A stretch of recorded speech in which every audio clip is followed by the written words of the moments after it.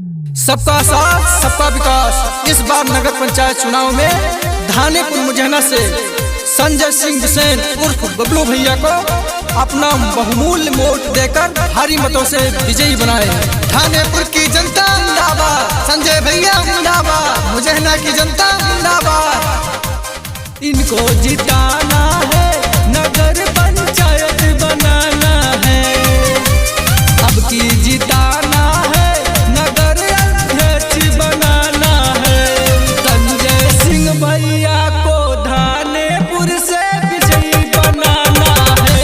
बबलू भैया को अब की धानेपुर से विजयी बनाना है, अब की जिताना है, नगर अध्यक्ष बनाना है। संजय सिंह भैया को अब की मुजैना से जिताना है। बबलू भैया को अब की यहाँ से अपने विजयी बनाना है। तो जी हाँ मतदाता साथियों, ना भूलना है ना भुलाना है, घर घर जाके यही बताना है संजय सिंह उर्फ बबलू भैया को धानेपुर मुजैना से भारी मतों से विजयी बनाना है। चाचा चाची भैया भाभी भूल नहीं जाना, संजय सिंह भैया को है अब की है जिताना।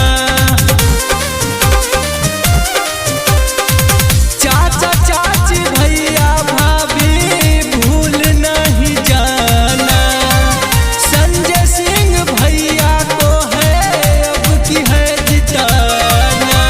पोलिंग पे जाना है, जम के बटन दबाना है, पोलिंग पे जाना है, जम के बटन दबाना है।